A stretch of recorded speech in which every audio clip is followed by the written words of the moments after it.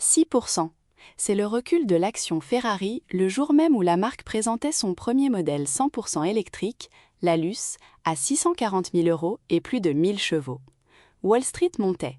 Micron franchissait pour la première fois 1000 milliards de dollars de capitalisation, portée par la demande IA. Le Nasdaq progressait.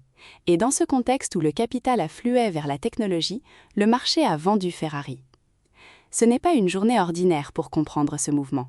Le CAC 40 reculait de son côté d'environ 1%, pénalisé par la remontée des tensions entre les États-Unis et l'Iran et la hausse du Brent à 98 $ le baril. Les frappes américaines en Iran ont ravivé le risque géopolitique, pesant sur les valeurs cycliques européennes.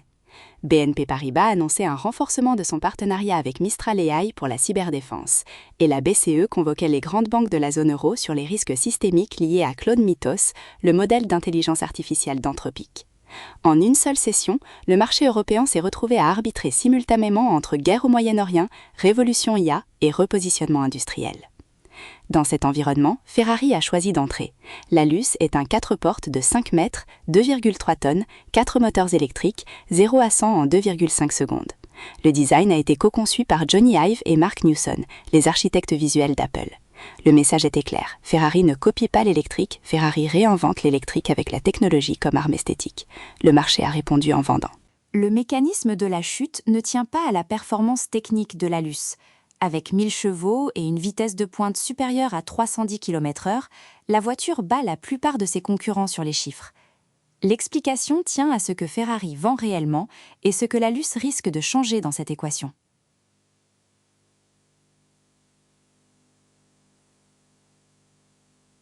La prime de valorisation de Ferrari repose sur la rareté perçue. L'entreprise contrôle méticuleusement ses volumes de production pour préserver la désirabilité. Un acheteur de Ferrari n'achète pas seulement un véhicule, il achète l'impossibilité pour les autres d'en avoir un. La question que le marché a posée le 26 mai n'est pas « est-ce que la Luce est rapide ?». La question est « est-ce que la rareté survit à la transition électrique ?»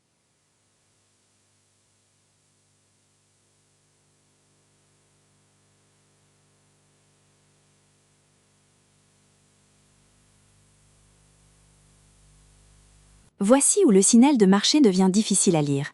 Ferrari a elle-même demandé à ses acheteurs de ne pas acquérir la Luce si leur motivation est purement financière. Ce message, inhabituel de la part d'un constructeur le jour d'un lancement, révèle que la direction est consciente du risque de dilution de l'image.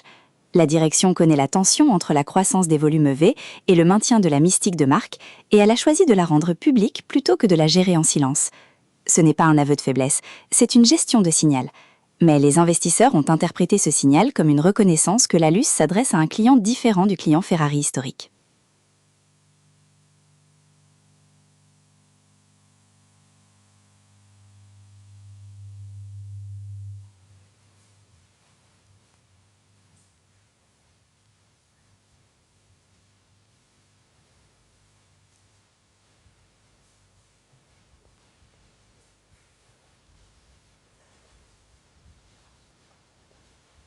La question non résolue de la session du 26 mai est précisément celle que la direction de Ferrari a publiquement formulée.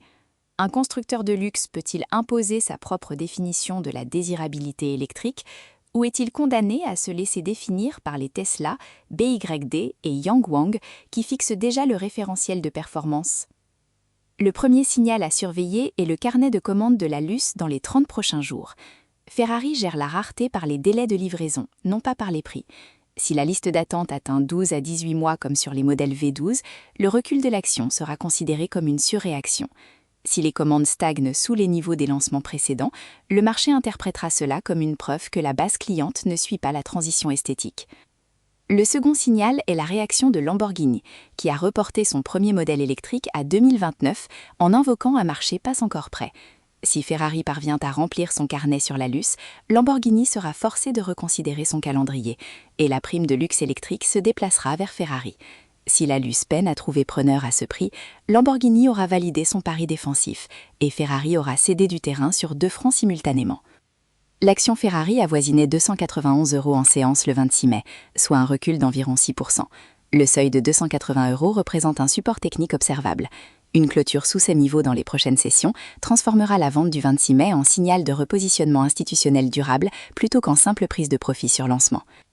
Le scénario de récupération est ouvert. Si les premières livraisons de la Luce génèrent des critiques positives sur le ressenti de conduite, distinct du ressenti esthétique, et si Ferrari confirme des volumes contraints comme sur l'Aroma ou la Purosangue, le marché pourrait revaloriser la capacité de la marque à monétiser l'électrique sans sacrifier la désirabilité. Mais le scénario inverse est également documenté par le précédent Jaguar. La phase de transition entre deux identités de marque est la période où la prime de valorisation est la plus vulnérable, pas après. Ce que la Luce a réveillé le 26 mai n'est pas que Ferrari a échoué son lancement, c'est que le marché n'a pas encore de modèle d'évaluation pour un constructeur de luxe qui choisit simultanément d'être tech et rare. Tant que ce modèle n'existe pas, l'action restera sous pression chaque fois que Ferrari franchira une frontière de ce type. Chaque jour après la clôture, nous publions un récapitulatif du marché et une analyse des enjeux clés. Abonnez-vous à la chaîne.